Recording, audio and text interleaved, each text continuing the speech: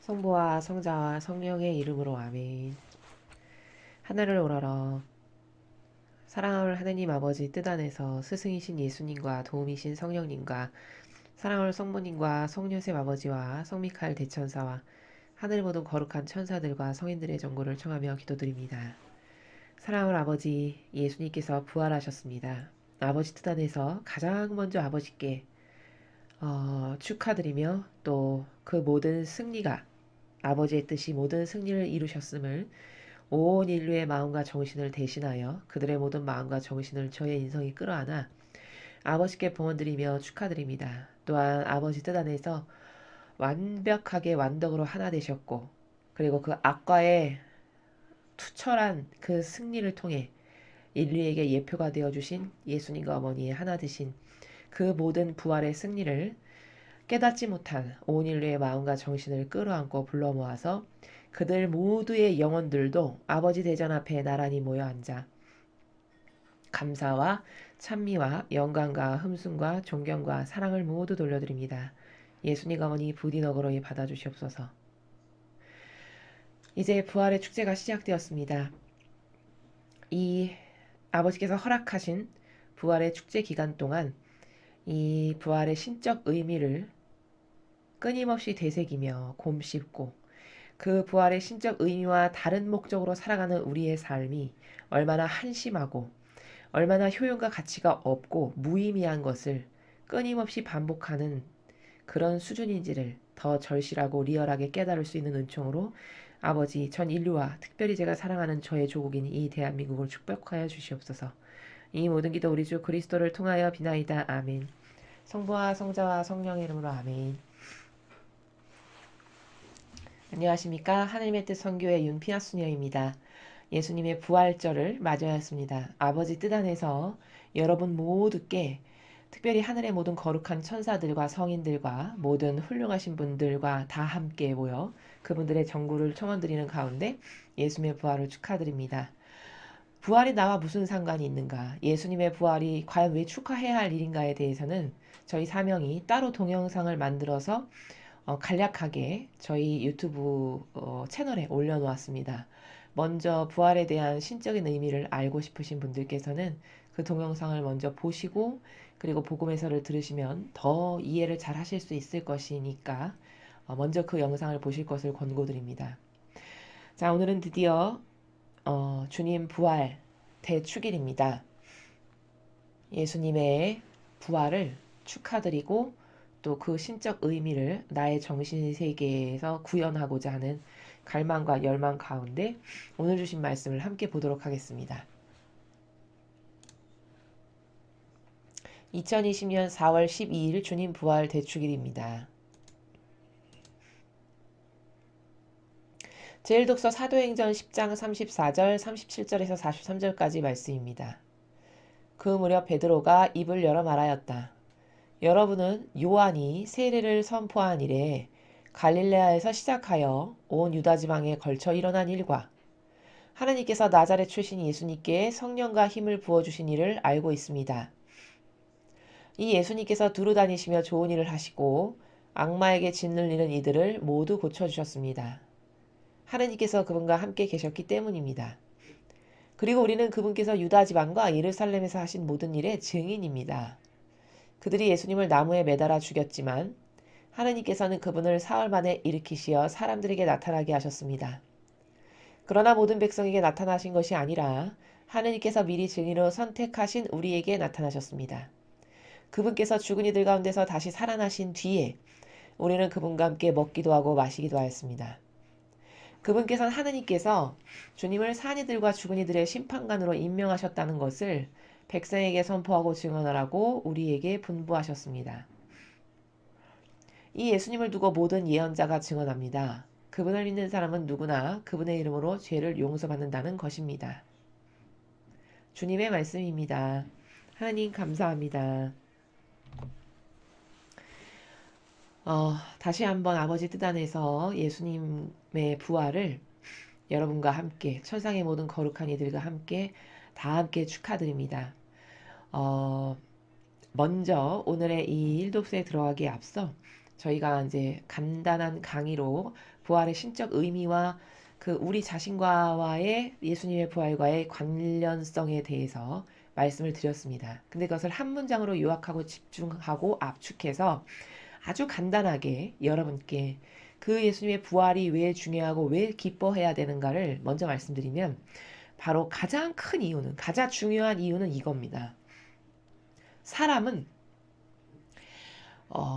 죽으면 끝이라고 생각하고 살았던 거예요. 예수님 오시기 전까지. 근데 예수님께서 오셔서 온 인류의 죄악을 완벽하게 배상하고 보속하신 다음에 인간의 속성까지도 다 자신이 가지고 계신 인성으로 끌어안고 하늘로 올라가셨어요. 그렇기 때문에 우리는 하느님과 소통할 수 있는 개통의 문이 열린 것이고 또 우리가 부활할 수 있는 예표가 어떤 것인지를 예수님이 미리 보여주신 것이고 이런 기타 등등의 의미에 대해서 다 말씀을 드렸는데 그 모든 것을 압축해서 가장 중요한 하나를 말씀드리면 내세가 존재한다라는 것을 확실하게 보여주셨다는 거예요. 예수님께서. 내세의 나라가 정확히 존재하고 있으며 이 지상에서 어떤 반향과 어떤 삶의 목적성을 가지고 무엇을 추구하며 어떤 목표로 한평생 살았는가에 따라서 어떤 사람은 예수님처럼 천상의 나라에 가서 다시 부활하는 영광을 누릴 수가 있게 되는 것이고 그렇지 못했던 사람은 자신의 그 죄에 응당하고 합당한 결과로서 지옥이나 연옥을 갈 수밖에 없는 이렇게 내세의 세상이 반드시 존재한다라는 것을 확증시켜 주셨다. 그리고 그 내세는 이 지상에서 어떻게 살면 나도 그분처럼 부활할 수 있는가를 예수님이 수많은 모범과 가르침으로 다 가르쳐 주셨다라는 거예요. 그러니까 이거는 아주 쉬운 시험을 지금 보고 있는 거예요, 우리가. 아주 냉정하게 말하면. 답을 안 가르쳐주고 아무것도 모르는 상태에서, 백지 상태에서 어떻게 해서든지 내가 답을 찾아서 보는 시험이 아니라 예수님께서 이 지상에 2000년 전에 오셔서 12명의 제자를 통해서 답을 다 가르쳐 주신 거예요. 아버지는 이런 분이시란다. 신적인 나라는 이런 나라란다. 아버지는 이런 것을 좋아하시고 사랑하신단다. 아버지 뜻을 이루어드린다라는 것은 이렇게 이렇게 하는 거란다. 이런 수많은 각각 다양한 원리와 관점의 나라에서 아버지가 어떤 분이신지를 깨닫게 하셨고 아버지는 무엇을 사랑하시고 무엇을 좋아하시는지를 우리가 충분히 알 수 있게끔 수많은 진리의 가르침과 또 12명의 제자에게 직접적으로 가르쳐 주신 것, 또 모범으로 사신 그 모범의 그 징표들 이런 모든 것을 통해서 하느님은 어떤 분이시며 우리와 하느님과의 관계성은 어떠해야 하는지 그리고 그렇게 아버지의 뜻을 행한다라는 것은 과연 내가 어떤 마음과 정신으로 행해야 되는 것인지 기타 등등을 다 가르쳐 주셨어요. 그래서 들을 귀가 있고 볼 눈이 있는 사람은 다 깨닫고 얼마든지 볼 수 있게끔 이 지상에서 모든 것을 다 펼치시고 하늘로 올라가셨다라는 거예요.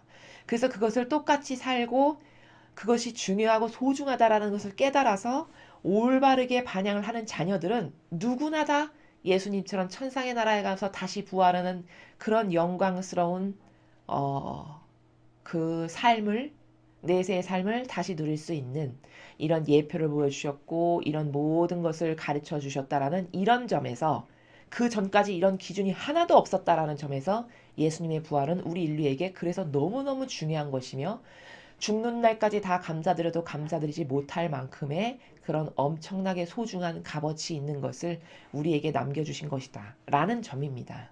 이래서 예수님의 부활은 우리가 기뻐해야 하는 것이고 그 기준을 따라서 사는 영혼들에게는 예수님이 누리셨던 특별한 축복이 그 영혼들에게도 다 보장되어 있는 이런 세계를 펼치신 것이 예수님의 부활 사건이라는 것입니다. 그래서 특별히 이 강의를 듣는 많은 분들 중에서 특히 신자분들이시라면 나도 저렇게 예수님이나 성모님처럼 부활하는 삶을 다시 살 수 있도록 이 지상에서 반향을 잘해야지 라는 어떤 다짐과 새로운 각오를 하게 되고 또 새로운 세계를 발견하게끔 하는 이런 모든 것들이 예수님의 부활이 없으셨으면 우리는 누구를 보고 기준을 삼을 수 있었겠습니까, 여러분? 생각을 해보십시오. 어떤 기준이 있고 어떤 모범이 있어야 따라가야 할 길이 있어야 그 뒤를 따라가는 사람들이 올바르게 따라갈 수가 있죠. 그런 모범적 기준과 설정값을 제시해 주셨다라는 점에서 예수님의 부활은 정말 감사드려야 할 일이고 정말 우리가 그 길을 걷는다면 그 엄청난 세계가 펼쳐진다라는 점에서 축하해야 될 일. 그렇게 가능성을 펼쳐놔 주셨다라는 바로 그런 점에서 아버지께 감사드려야 되는 이런 많은 신적 의미들을 가지고 있다. 라는 것을 예수님의 부활 사건에 연결시켜서 여러분께서 한꺼번에 정리를 해서 알고 계시면 되겠습니다. 자, 오늘 1독서는 여러분이 지금 읽으신 바와 같이 사도행전을 함께 보셨습니다. 지금 사도행전을 기술하고 있는 주체가 누구냐? 주어가 베드로죠. 베드로 사도는 지금 뭘 하고 있는 거냐면 유대인들에게 예수님의 부활을 지금 증언하고 있는 거예요. 예수님의 부활 사건이 그리고 예수님께서 이 지상에서 말씀하시고 몸소 모범으로 사셨던 그 모든 것이 정말 참되고 바른 것이고 진실이구나 라는 것을 확증하고 있는 겁니다. 지금 확증되는 순간이에요. 왜냐? 베드로 사도는 예수님이 돌아가시기 전까지는 그리고 예수님이 돌아가시기 직전까지도 아니 돌아가시고 난 후에도 정말 자기 직분과 봉분을 충분히 못했던 사람 중에 하나였어요. 자, 예수님께 자기가 그렇게 사랑한다라고 장담하고 호언했지만은 결국 결정적 순간에 너는 닭이 3번 울기 전에 나를 모른다라고 할 것이다 했는데 정말 말씀하신 대로 그렇게 배신을 했죠. 자, 그리고도 정신을 차렸냐? 그리고도 정신을 못 차렸어요. 그런 사건을 겪었으면은 정말 자신을 리더로 뽑아주신 예수님께 너무 면목없고 창피하고 죄송해서라도 정신을 차리고 똑바로 다시 정신세계를 올바르게 고쳐서 반향을 다시 똑바로 잘할 수 있는 이런 것이 되어야 되는데 그게 또 안 됐어요. 그건 다른 강의에서도 물론 말씀을 드리겠지만 이것은 왜 그러냐면 베드로 사도가 절대성과 유일성이 떨어져서 그런 거예요. 절대성과 유일성의 순도가 높고 질이 높았다면은 한 번의 실수로 인해서 딱 알아듣고 깨닫고 다시는 똑같은 반복을 하지 않았겠죠. 근데 이 베드로 사도의 한계성이 뭐냐? 절대성과 유일성의 질이 떨어졌어요. 그래서 자기가 그렇게 3번 배신해서 결국 예수님이 돌아가셨잖아요.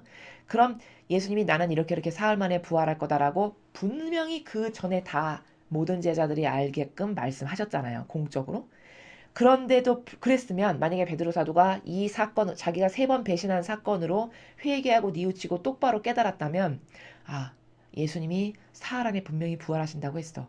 그러니까 나는 내가 이 잘못한 죄를 회개하는 마음으로 뉘우치는 마음으로 예수님의 무덤 앞에서 사흘 밤낮을 지새야 되겠다. 뭐 어떤 이런 결기 있는 반향이 있어가지고 예수님께서 부활하실 때 사흘 밤을 그 무덤 앞에서 거기서 쓰러져 자는 한이 있더라도 이런 절대성과 유일성의 나라에서 거기를 지켰다면 어쩌면 예수님은 베드로 사도를 첫 번째로 만나 주실 수도 있지 않았을까. 이런 추측이 가능한 거예요. 그러나 또 거기서도 말을 못 알아들었다고 지금 복음에서인가 전하고 있죠. 사도들이 깨닫지 못하였다. 예수님이 나는 사흘 안에 부활할 거다라고 분명히 말씀하셨는데 그 말이 뭔지를 깨닫지 못하였다라고 증언하고 있어요. 못 알아들은 거죠. 그래서 베드로 사도는 또 무서워서 방구석에서 문 걸어 잠그고 다른 사도들하고 이렇게 숨어 있었죠. 자기네들도 잡혀갈까 봐. 그 정도로 반향의 질이 떨어졌어요. 그래서 무덤도 지키지 못하고 겨우 첫 번째로 예수님을 아련할 수 있었던 영광이 그 절대성과 유일성이 뛰어났던 마리아 막달레나 모든 사람이 창렬하고 손가락질했던 그 여인이 전해주니까 그제서야 뛰어가서 예수님이 부활하신 것을 그제서야 눈으로 목격하는 이런 또 질 떨어지는 행동을 했죠.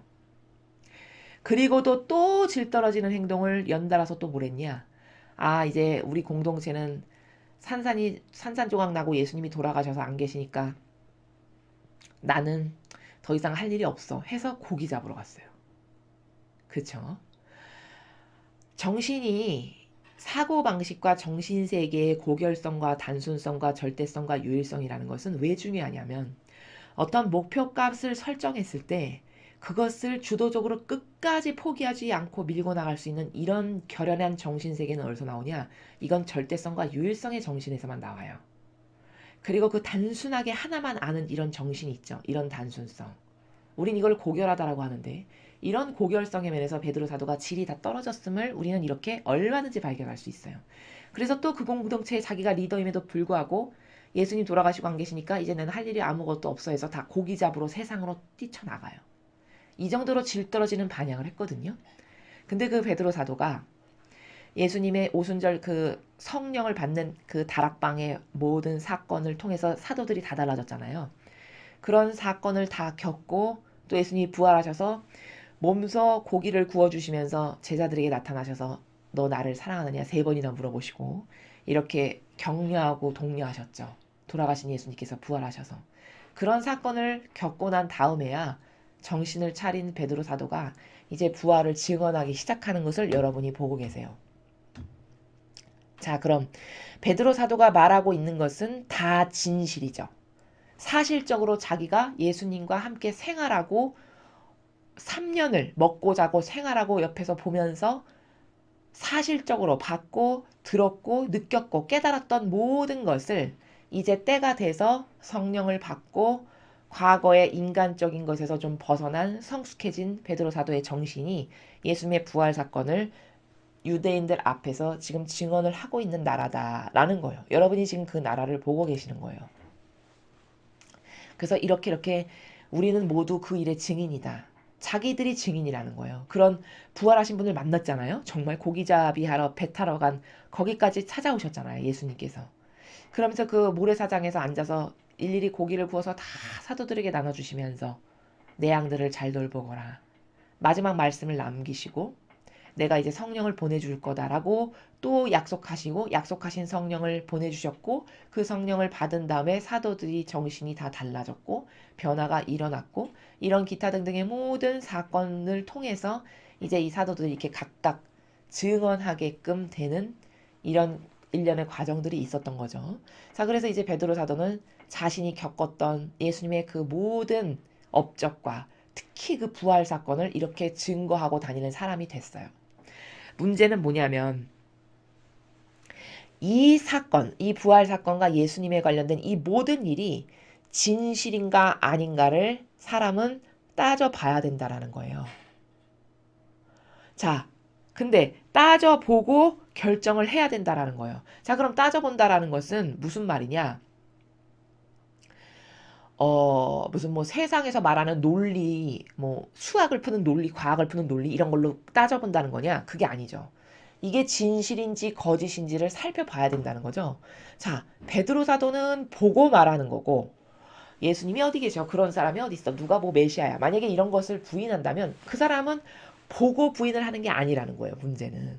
이 사람은 보고 증언을 하는 거고 어떤 이런 팩트를 거부하는 사람이 있다면 그 사람은 그게 가짜라는 것을 확실하게 입증할 수 있는 근거가 있지 않음에도 불구하고 이것을 믿지 않는 그렇다라는 사실이에요. 이게 팩트라는 거예요.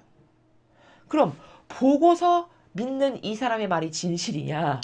보지도 못했으면서 아니라고 말하는 사람의 진실이냐? 어떤 게 진실이라는 거죠. 그쵸? 아주 객관화를 시켜보자는 거예요. 그럼 보고서 자기가 눈과 귀로 보고 듣고 눈앞에 나타나신 걸 배웠고 말씀을 들었고 이렇게 모든 것을 겪었기 때문에 증언하지 않을 수 없는 상황이 돼버린 베드로 사도의 이 진실의 나라의 팩트. 그럼 이것을 보지도 않았으면서 그런 게 어딨냐라고 가짜라고 모함하는 이 사람의 이런 정신세계. 여러분은 이 두 개를 낳고 보았을 때 어떤 사람이 정신이 이상한 쉽게 말하면 정신병자도 같은 사고방식은 어떤 거냐는 거죠. 그것은 후자에 속하는 사람이죠. 당연히. 보지도 않았는데 없다라고 주장하는 건 보지도 않았는데 없는 건 어떻게 하냐는 거죠. 쉽게 말하면. 그러나 세상 사람의 사고방식은 거의 이 후자에 속해요. 그렇죠. 무엇을 거부하고 무엇이 사실이 그러니까 무엇을 거부하고 따르지 않으려면 최소 지성인이라면 어떻게 해야 되냐? 객관화를 해야 되고 사실과 진실에 근거한 팩트에 근거해서 그렇다 아니다라고 말할 수 있어야 최소 지성인이라는 거예요. 근데 오늘날에 살아가는 우리나라를 포함한 전 인류에 살아가는 사람들의 정신세계의 대부분의 수준이 뭐냐? 보지도 않았는데 아니다라고 주장하는 자신의 기준이 따라야 될 기준이 명백하지도 않고 진리도 아니고 팩트도 아니고 진실도 아닌데 아니다라고 용감하게 주장하는 이런 불구자적 사고방식을 하고 살아가는 게 21세기에 살아가는 인간의 수준이라는 거예요. 이 베드로 사도가 말한 이 모든 것은 사실이고 진실이에요. 왜냐? 이 베드로 사도가 다 목도한 거고 겪은 거고 그리고 들은 거고 입증할 수밖에 없는 다 사실적 백데이터가 있는 가운데 말하는 거예요.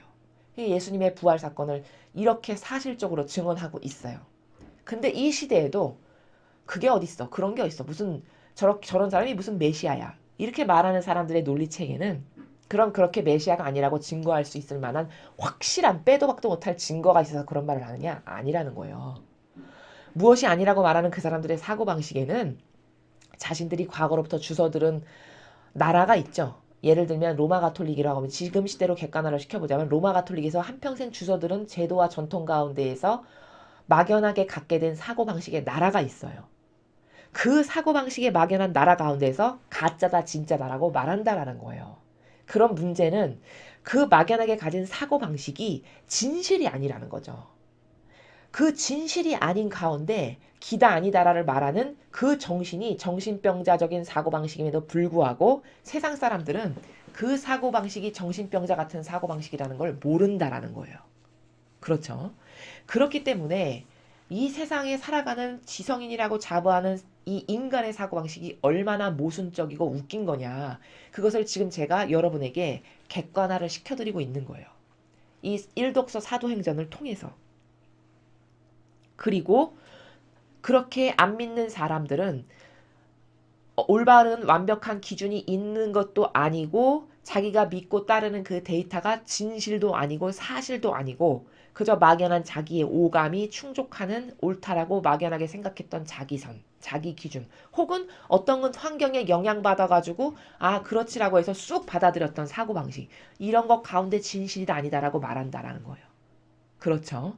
그러나 사도 베드로는 지금 자기가 진짜 봤고 들었고 경험했고 만나봤고 함께 예수님과 생활했고 부활하고 나셔도 실제로 나타나셔서 말씀해 주셨고 이런 모든 사실적 팩트 가운데 이 부활 사건을 증언하고 있다는 거예요.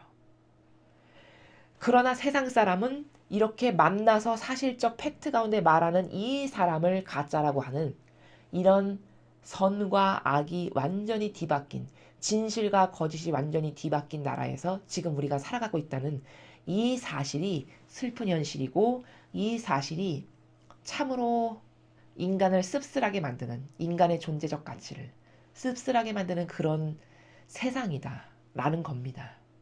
또한 이 부활 사건을 그럼 여러분은 만약에 믿으신다면 몇 퍼센트나 사실적으로 믿는지를 생각해 보세요. 여러분은 이 부활 사건을 과연 내 양심에 비추어 봤을 때 나는 이것을 100% 믿는가? 이 예수님의 부활 사건을 내가 이 부활 사건이 사실적으로 나에게 인식돼서 여기 박히는 게 100%인가 90%인가 80%인가 70%인가 스스로 고찰해 보시라는 거예요. 자기 자신의 양심에 비추어서.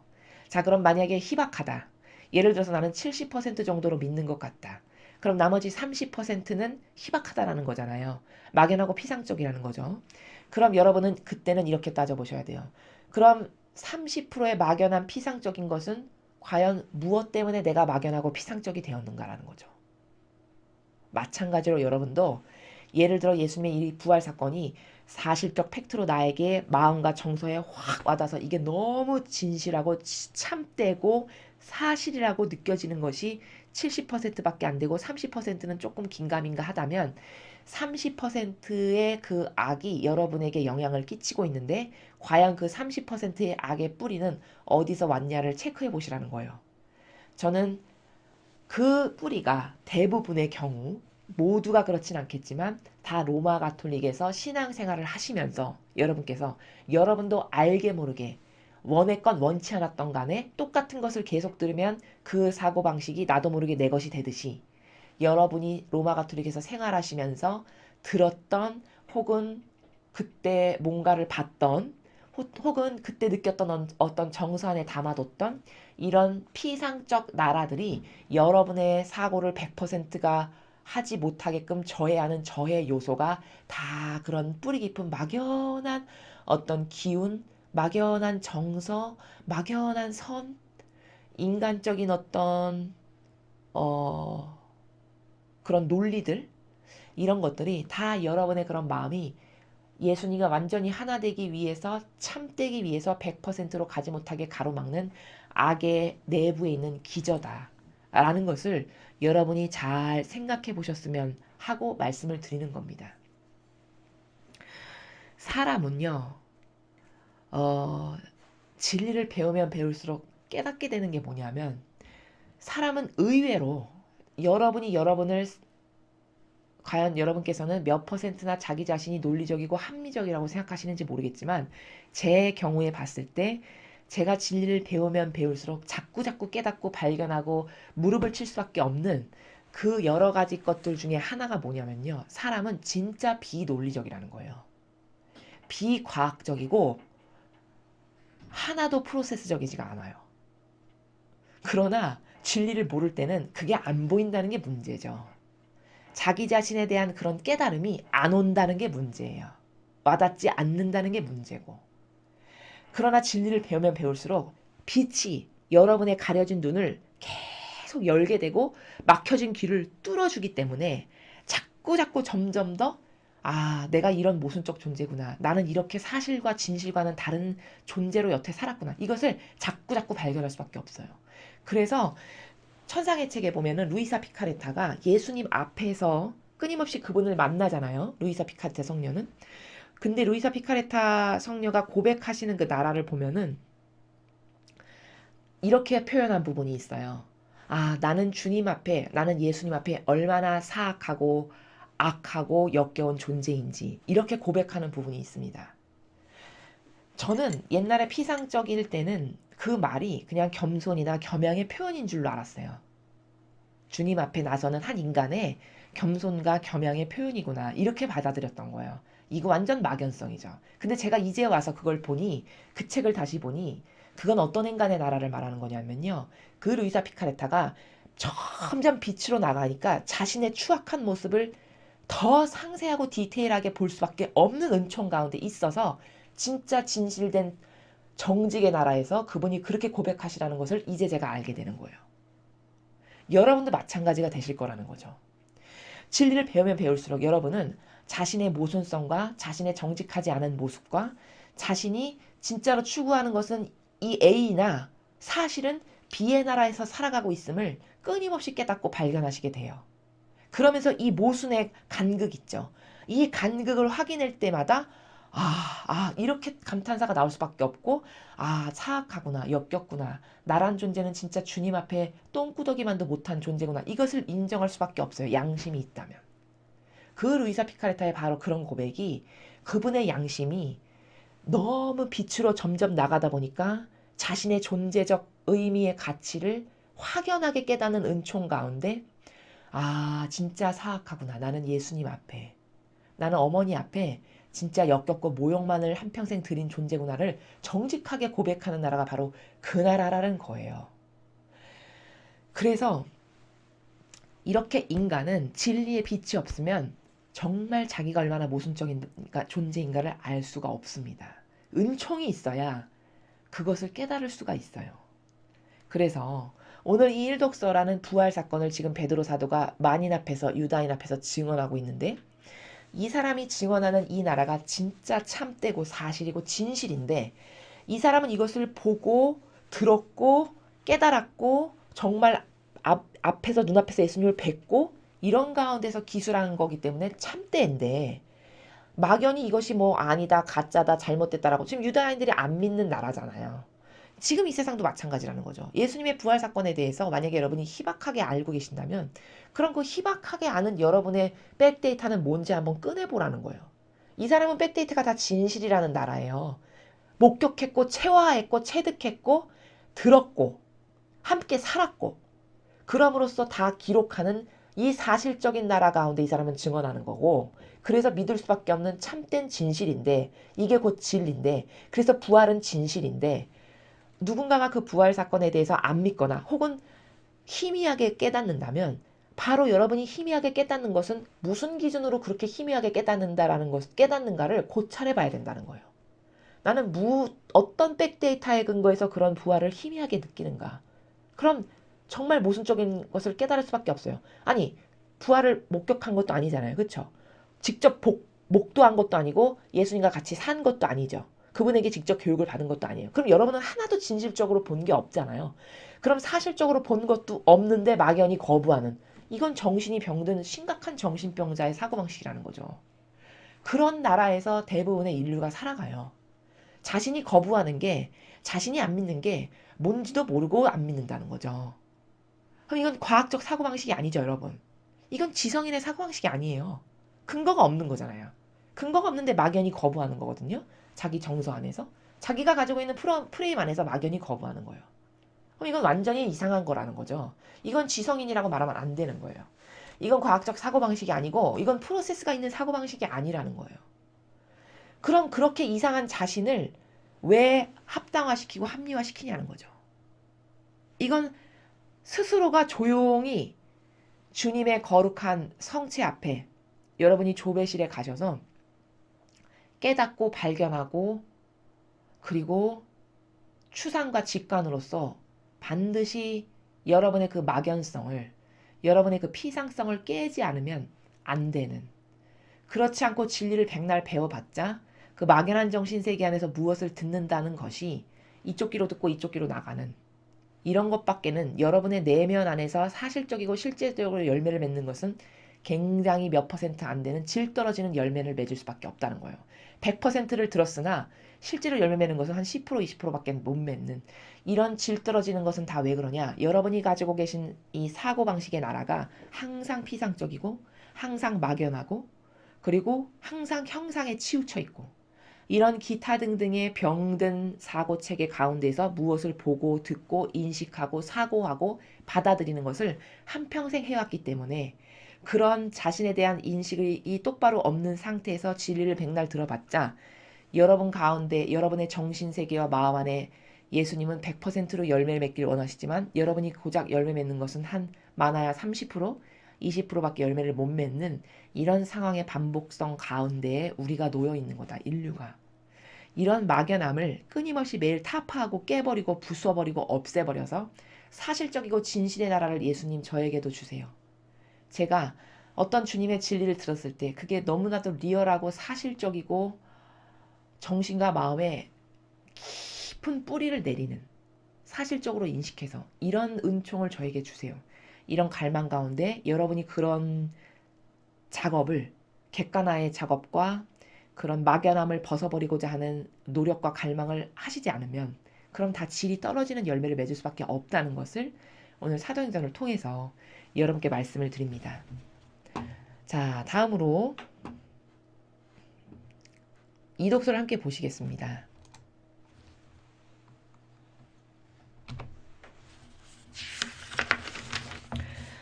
제2독서 사도 바오로의 콜로새서 3장 1절에서 4절까지 말씀입니다. 형제 여러분, 여러분은 그리스도와 함께 다시 살아났으니 저 위에 있는 것을 추구하십시오. 거긴 그리스도께서 하느님의 오른쪽에 앉아 계십니다. 위에 있는 것을 생각하고 땅에 있는 것은 생각하지 마십시오.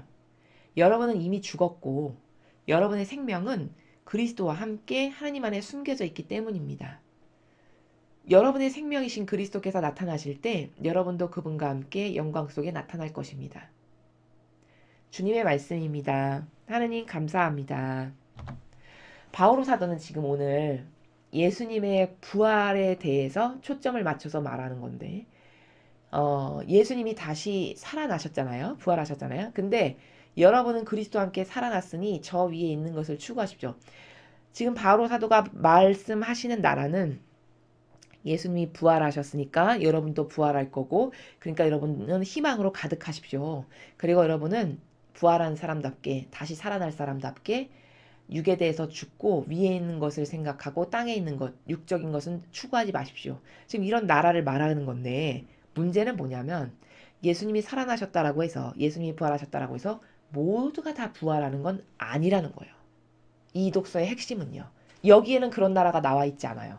그러나 제가 이 독서를 통해서 여러분이 반드시 아셔야 되는 거는 예수님이 부활하신 건 맞죠. 우리의 예표인 것도 맞고 다 맞아요. 하늘과 천상과 천하를 개통시켜 주신 것도 맞고 수많은 가능성의 길을 다 열어놓으셨고 배상과 부속을 철저히 해서 우리는 마음만 먹으면 얼마든지 제2의 예수님과 성모님의 정신세계에 살 수 있는 새 세상이 열린 것도 맞고 다 맞아요. 그러나 마치 이것과 같아요. 고3이 마음만 먹으면 하버드도 갈 수 있고 옥스퍼드도 갈 수 있고 MIT도 갈 수 있지만 모두가 다 갈 수 있는 건 아니죠. 그건 뭘까? 노력 여하와 반향의 정도에 따라서 가냐 못 가느냐가 결정난다는 거예요. 마찬가지로 예수님은 당연히 부활하셨어요. 그리고 그 부활 사건을 통해서 우리에게 수많은 가능성을 열어놓으셨어요. 고3이 어느 학교나 다 시험을 볼 수 있는 것과 같아요. 그러나 모든 고3이 다 MIT나 옥스퍼드나 하버드나 전 세계 명문대를 그렇게 갈 수 있는 것은 아니듯이 모든 인류의 모든 영혼이 다 예수님과 같이 부활할 수 있는 건 아니다라는 거예요. 여기는 지금 그 말이 빠졌어요. 그냥 좋은 것만 열거해 놨어요. 부활을 하시니까 우리도 함께 부활할 수 있고 그리고 여러분도 좋은 것을 누릴 거고 뭐 이런 것만 줄줄이 적어 놓은 거예요. 그러나 이것보다 더 중요한 건 뭐냐? 그럼 나도 예수님이나 성모님처럼 부활하고 싶은데 그럼 어떻게 해야 되냐? 아무나 옥스포드에 갈 수 없는 것처럼 내가 이 한평생의 지상생활에서 어떤 열매를 맺었고 어떤 반향을 했느냐에 따라서 부활할 수도 있고 아니면 지옥이나 연옥 갈 수도 있는 갈림길에 놓여 있는 게 지금 우리의 삶이라는 거예요. 그래서 제가 누누이 말씀드렸듯이 이 지상생활에서 어떻게 사는가는 아주 중요해요. 인간이 그 무엇을 추구하건 간에 아무리 원대하고 위대하고 대륙을 발견할 만큼의 위대하고 대단한 목표를 세운다 해도 그 어떤 목표도 이 영원성에 도달하는 것보다 더 위대하고 더 대단하고 더 긍지를 가질 만하고 더 고결한 목표는 없어요. 왜냐? 이것은 영원한 세계거든요. 인간이 추구하는 그 어떤 목표도 영원성과 결부되는 목표는 없다라는 점에서 이 영원성과 결부되는 우리의 한평생의 삶에 어떤 열매를 맺느냐라는 이것보다 더 중요한 것은 그래서 없다는 거예요. 자, 그럼 어떻게 살아야 과연 나도 예수님이나 성모님처럼 부활하는가? 라는 거죠. 그 답은 바로자다가 지금 중간에 잘 이야기하고 있어요. 여러분은 이미 죽었고 여러분의 생명은 그리스도와 함께 하느님 안에 숨겨져 있기 때문입니다. 또 2절에 이렇게 이야기하죠. 위에 있는 것을 생각하고 땅에 있는 것을 생각하지 마십시오. 방법을 가르쳐주는 것 중에 하나예요. 뭐냐? 육적인 것에 대해서 과연 세상적이고 육적이고 내 자아가 좋아하고 내가 끊임없이 나를 돌보는 이런 세계에서 몇 %나 해방되었는가? 그쵸? 또 아버지 뜻을 이루어드리기를 그토록 한평생 갈망하셨던 예수님이나 성모님과 같은 그렇게 아버지 뜻을 이루어드리기를 갈망하는 세계의 순도가 나는 몇 %인가? 이런 다양한 가치 기준에 따라서 내가 가야 할 나라가 마지막 순간에 내 숨이 끊어져서 심판을 받는 나라에 가는 그 순간에 결정된다는 사실이에요.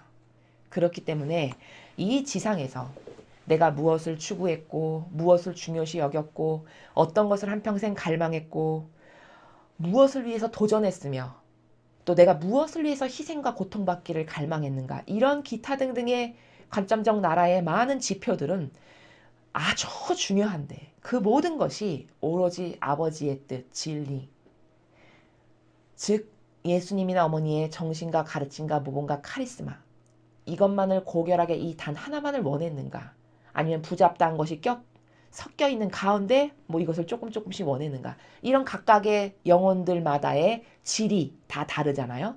이 질에 따라서 결정된다라는 겁니다. 고3이 옥스퍼드를 가기 위해서 어떤 학생은 1시간을 자고 공부할 것이고 어떤 학생은 10시간을 자고 공부하는 학생이 있듯이 그 자신의 반향의 고통과 희생을 감당하고 감수하는 반향과 노력의 정도에 따라 가야 할 나라가 다르듯이 마찬가지로 우리도 부활 사건은 누구에게나 다 열려놓은 누구에게나 다 도전할 수 있는 기회를 가능성을 열어놓으셨지만 아무나 갈 수 있는 건 아니라는 점에서 바로 고3의 형편과 똑같다는 것. 나는 무엇을 추구하고 살 것인가? 잘 생각하셔야 돼요. 과연 나는 남은 인생에서 무엇을 한평생 원하다 살 것인가? 내가 어떤 것에 의미를 부여하고 살다 죽을 건가? 이것은 가장 중요하다라는 거예요. 인간의 인생에서. 그리고 나는 이렇게 늦은 나이에 진리를 이제서야 발견했으니 참 아깝다. 어떤 분들은 이런 생각을 하실 수도 있어요. 그러나 저는 그런 분들에게 이렇게 말씀드리고 싶어요. 인간에게 늦은 것은 없어요. 세상도 그 하느님의 진리를 조금 아는 세상도 이런 속담이 있죠. 늦었다고 생각할 때가 가장 빠르다. 그건 약간 하느님의 진리를 흉내낸 속담인데요. 제가 말씀드리는 진실은 이거예요. 여러분, 만약에 이 진리를 여러분이 죽기 직전까지 못 만나고 돌아가셨다.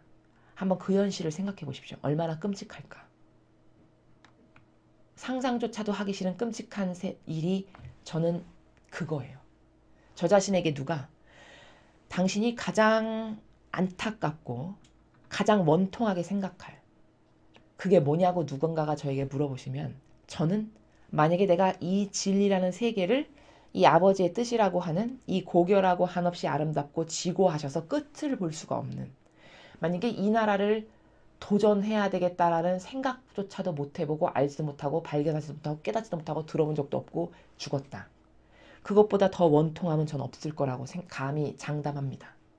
그것보다도 더 안타깝고 아깝고 내 한평생의 삶이 그것과 맞바꿀 수 있을 만큼의 가치가 이 지상세계는 없어요.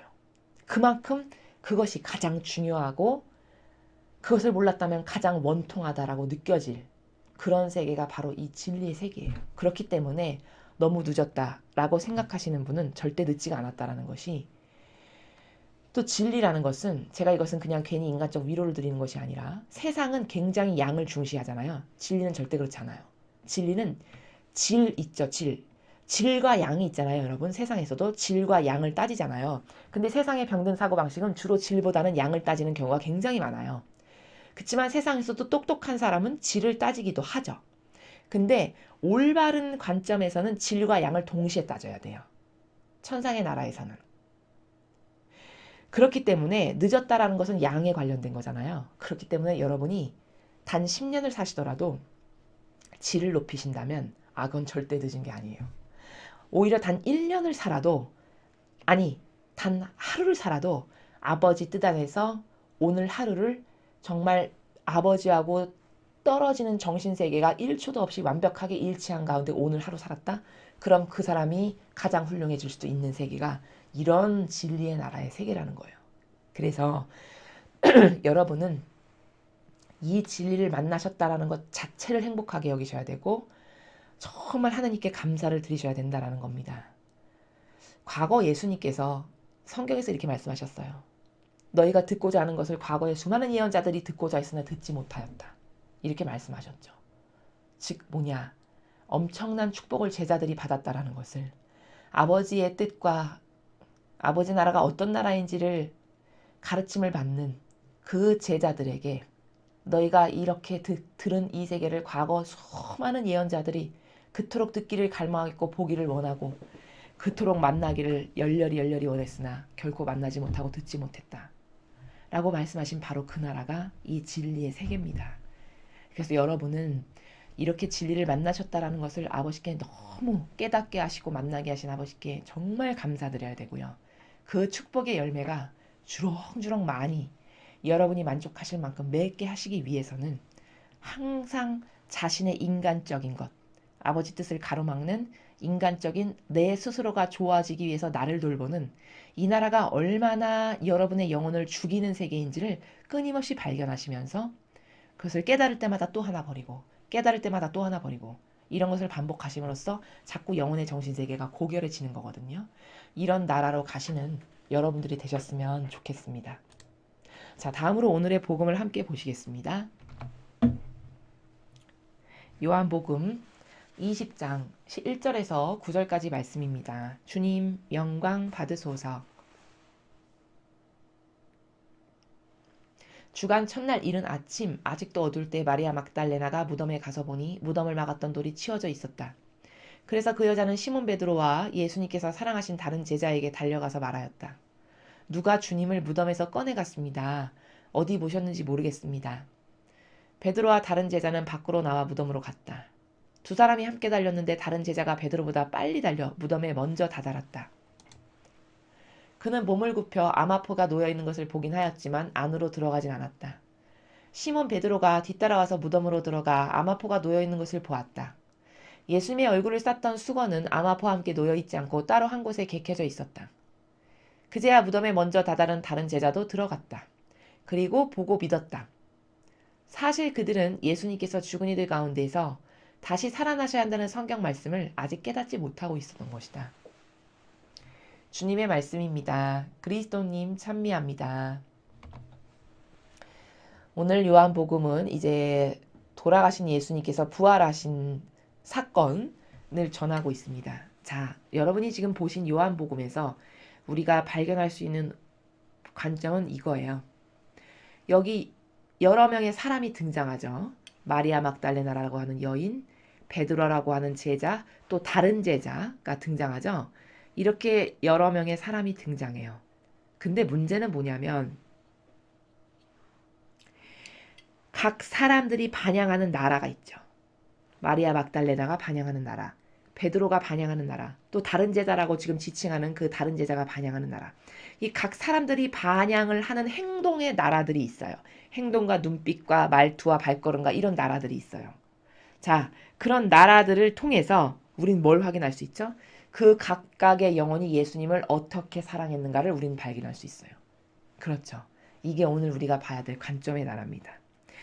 요 각 사람이 말하는 나라, 행동하는 나라, 발걸음을 띄는 나라, 눈빛을 보내는 나라, 팔을 움직이는 나라, 이 작은 제스처 하나까지도 그런 모든 것을 통해서 각각의 영혼이 예수님을 사랑하는 그 순도 있죠. 그것을 우리는 절대성과 유의성이라고 말하는데 그 순도가 다 다름을 발견하게 되죠. 바로 이런 순도를 아버지가 이렇게 유심히 보시는 거예요. 그리고 이것이 다 입증의 증거들이 돼요. 마지막 나라의 천상에 가서 판결을 받을 때. 그렇겠죠.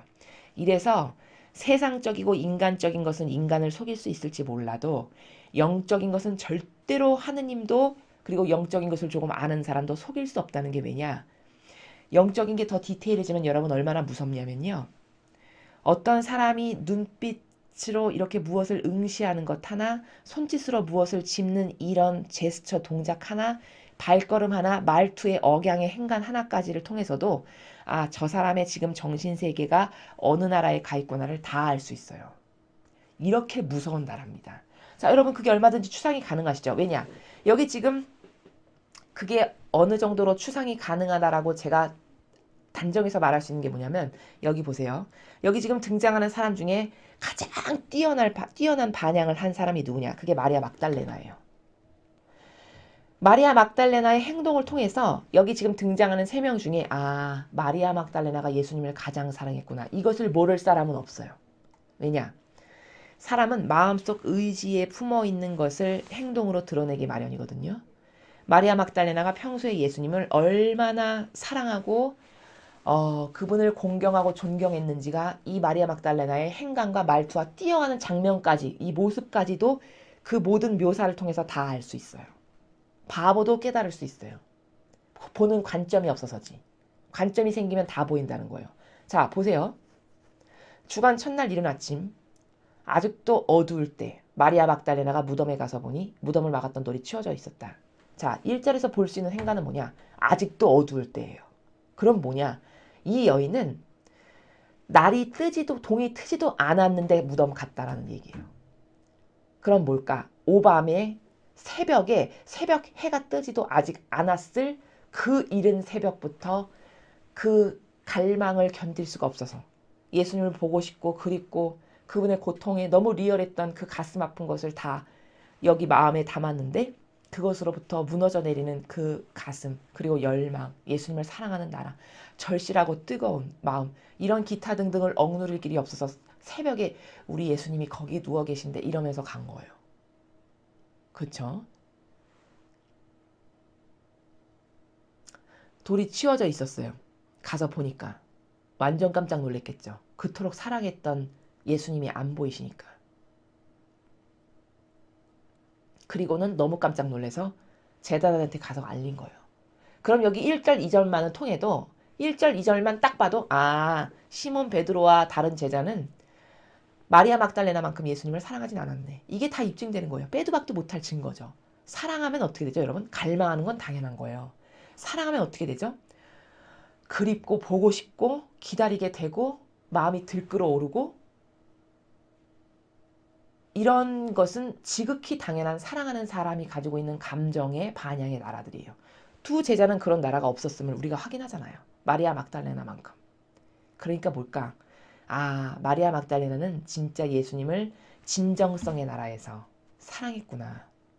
두 제자는 그 정도는 아니었음을 알 수 있어요.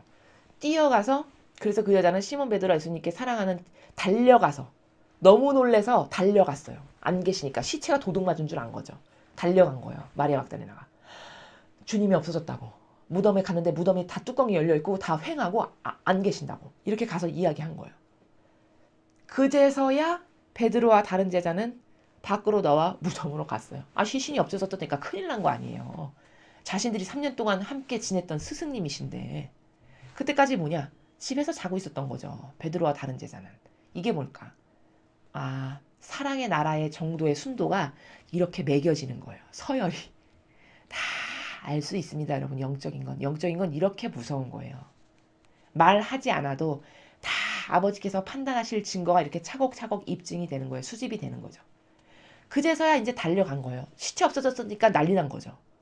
그래서 다른 제자가 베드로보다 더 예수님을 갈망했다라는 걸 입증할 수 있는 게 4절. 다른 제자가 더 빨리 다다랐다라고 했죠. 다른 제자의 갈망이 베드로보다 낫네. 그럼 이 3명 중에 베드로가 제일 허접했네. 이게 답이에요. 갈망의 나라가 베드로가 제일 떨어졌네. 그럼 뭘까? 입으로만 맨날 예수님이 너 나를 사랑하느냐 할 때 저는 주님을 사랑합니다. 아니 주님 어딜 가십니까? 저도 같이 가겠습니다. 말만 앞섰던 사람이구나. 다 입증되는 거라니까요. 영적인 건 이렇게 무서운 세계예요. 바늘끝 송곳 한 자락까지도 잴 수 있고 알 수 있는 세계라고 제가 말씀드리는 게 바로 그래서예요. 자기도 모르게 마음의 반향의 나라가 다 드러나기 마련이거든요. 이걸 통해서 하느님은 다 이렇게 대낮같이 보신다니까요. 한 영혼의 반향을 통해서 제가 나를 얼마나 사랑하는구나. 제가 나를 이 정도로 사랑하는구나. 제가 나를 이렇게 모욕을 주는구나. 이걸 다 아신다는 거죠. 여기서 제일 질 떨어지는 건 지금 베드로 사도예요. 다른 제자가 더 빨리 갔다라는 점에서 그래요. 열망이 떨어지는 거죠. 그래서 보니까 다른 제자가 몸을 굽혀서 암화포가 놓여있는 걸 이렇게 본 거예요. 암화포가 풀려져 있는 걸 봤겠죠. 먼저 갔으니까. 근데 안으로 차마 들어가진 않았어요. 왜일까요? 베드로가 수석 제자니까 예의를 갖춰준 거죠. 이 다른 제자가. 그 리더가 올 때까지 기다린 거예요. 그래서 베드로가 도착했어요. 베드로가 뒤따라와서 무덤으로 들어가서 암화포가 놓여있는 걸 본 거예요. 이제 그제서야. 그리고 예수님 얼굴 쌌던 수건 이런 건 놓여있지 않고 따로 한 곳에 잘 개켜져 있고 이런 걸 다 확인을 한 거죠. 그리고 베드로 사도가 들어가니까 그제서야 먼저 다다랐던 다른 제자라고 지칭되는 이 다른 제자가 그제서야 들어가요. 이 사람은 질서의식이 있는 사람이란 걸 여기서도 알 수 있는 거예요. 신적 질서에 의해서 움직이는 사람이라는 걸 이 다른 제자가 훌륭한 거죠. 이걸 우리가 여기서 발견할 수 있죠. 베드로가 들어가고 나니까 그제서야 들어간 거예요. 그리고 보고 믿었다. 이렇게 쓰여 있어요. 자, 9절을 보십시오, 여러분. 사실 그들은 예수님께서 죽은 이들 가운데서 다시 살아나셔야 한다는 성경 말씀을 아직 깨닫지 못하고 있었던 것이다. 이렇게 이야기하죠. 오늘 우리가 이 요한복음을 통해서 발견할 수 있는 나라는 첫째, 어떤 관점이 열려야 되냐면 각각의 반향들을 통해서 하느님을 사랑하는 마음, 즉 예수님을 사랑하는 마음의 순도를 우리는 다 발견할 수 있다. 여기서 누구의 절대성이 가장 뛰어나고 누구의 절대성이 질이 가장 떨어지는가가 다 등위가 매겨졌어요. 순위가. 그쵸? 바로 이런 것에 의해서 아버지는 마지막 날에 가야 할 곳을 정하신다라는 거예요. 이래서 반향을 잘해야 된다라고 제가 계속 말씀을 드리는 거예요. 자, 그리고 두 번째 무서운 관점은 뭐냐? 9절이에요, 9절. 3년을 같이 먹고 마시고 자고 함께 생활하고 따라다니면서 배웠는데도 불구하고 그 인간이 얼마나 완고하고 이렇게 무딘 존재냐면 얼마나 신적인 것에 의해서 움직여지지가 않고 인간적인 것에 의해서만 움직여지는 존재임을 정확하게 9절에서 입증을 하는 게 뭐냐? 아직도 깨닫지 못하고 있었던 것이다. 이 말씀이에요. 이 문장 하나. 성경 말씀을 아직도 깨닫지 못하고 있었던 것이다. 그럼 이건 무슨 나라냐? 인간적인 나라, 즉 유대인들이 가지고 있던 인간적인 나라와 별반 다르지 않아요. 그 인간적인 나라라는 건 뭐냐면 신적으로 어떤 말씀을 주셨을 때 그거를 사실적으로 리얼하게 받아들여서 마음과 정신에 담아가지고 그것에 의해서 움직여지는 게 아니고 내가 기존에 갖고 있었던 나의 생각이나 정서나 경향이나 내가 옳다라고 추구하고 살아온 나의 선, 기타 등등의 나라가 있죠. 이런 것이 더 지배적인 거예요. 아직 제자들이. 그러니까 과거에 분명히 이런 말씀을 하셨는데 그것이 나의 중심을 차지하는 정신세계라기보다는 그것은 그냥 한 번 들었는데 마치 뭐 교양서적 한 번 읽으면 아 그렇구나 하고 넘기는 이런 수준으로 신적인 나라는 이해하고 받아들이고 영역이 이렇게 작은 거죠. 그리고 이만큼은 인간적인 영역의 나라에서 살아갔구나라는 것을 구절을 통해서 발견할 수 있는 거예요. 그런데 반면에 보세요, 여러분. 마리아 막달레나는 생전가야 이렇게 제자들처럼 직접 예수님께 배운 게 없는 여자죠. 그냥 창녀였고요. 오로지 예수님으로부터 은총받은 것은 딱 한 번. 돌 던져서 모든 이가 죽여버리려고 했을 때 예수님을 만났는데 예수님이 여인아 누구에게 너가 이제 너에게 돌 던지는 사람 누가 있냐? 아무도 없습니다, 주님. 그래? 그럼 나도 너를 더 이상 단죄하지 않고 용서한다. 편히 가거라. 단 이 말 한마디 하셨는데 그때 완전히 이 영혼의 정신이 달라졌어요. 그쵸? 완전히 그 예수님의 그 신성의 나라에서 주신 한마디의 말씀을 뼈와 골수에 새긴 거예요. 이 마리아 막달레나가 왜 뛰어난 여인이냐면 이 제자들보다도 얼마나 속성이 좋으냐면 이 여인은 절대성으로 무엇을 하나 품었으면 그것을 절대 꺾어버리는 거나 버리지 않는 여인임이 여기서 입증이 돼요. 그렇기 때문에 배운 것도 없고 주워 들은 것도 없고 그분께 가르침을 직접 들은 것도 없고 아무것도 없지만 진리도 모르지만 이 여인이 제자들보다 100배 훌륭하다라는 거예요. 그런 속성 때문에 가장 먼저 마리아 막달레나가 이런 예수님을 뵙는 오늘 이런 사건의 영광을 누리는 자격을 이 여인에게 허락하셨다라는 겁니다. 이래서 한 사람의 속성은요 굉장히 중요해요. 특히 절대성과 유일성, 뭐 단순성 이런 속성들은 이 신적인 나라에서 봤을 때 굉장히 중요한데 왜 중요하냐? 그게 질을 결정하기 때문이에요. 질. 양과 질이 있다고 아까 말씀드렸죠. 한 영혼의 질적인 면에서 얘가 우수한가 떨어지는가 이를테면 뭐 이런 것을 아버지가 결정하실 때 이 절대성이라는 것은 이것 아니면 안 되는 이거 하나 아니면 안 되는 나는 이거 하나면 다 됐어. 다 필요 없어. 이거 하나만을 잡는 이런 속성이잖아요. 절대로 그것을 꺾어버리지 않는 이 여인에게 그런 속성이 있었다라는 것을 우리가 알 수 있죠.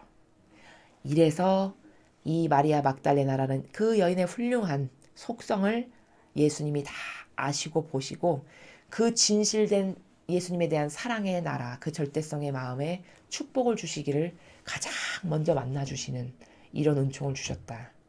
그러나 다른 제자들은 그렇게 많은 시간을 배우고 할애하고 함께 다녔음에도 불구하고 아무것도 배우지 못한 이 여인보다도 질이 떨어져서 이 질적 속성, 절대성이나 유일성이나 단순성이라고 하는 이 질적 속성이 떨어져서 먼저 뵙기는커녕 시컨 집에서 자고 있는데 뛰어온 마리아 막달레나의 전가를 듣고 그때서야 뛰어가는 이런 질 떨어지는 반향을 할 수밖에 없었다. 그건 왜 그럴까? 그들에게 인간적이라고 하는 그 프레임이 깊이 짓누르고 있는 거예요. 그러니까 구절에 그 인간적 프레임이 얼마나 깊이 짓눌려 있었는지를 입증하죠. 성경 말씀을 아직 깨닫지 못하고 있었던 것이다. 벌써 미리미리 다 말씀하셨는데 그게 무슨 말인지 사실적인 나라에서 받아들일 수가 없었던 거죠. 인성에 깊이 박혀서. 이렇게 무서운 게 인간적 나라라고 하는 악입니다.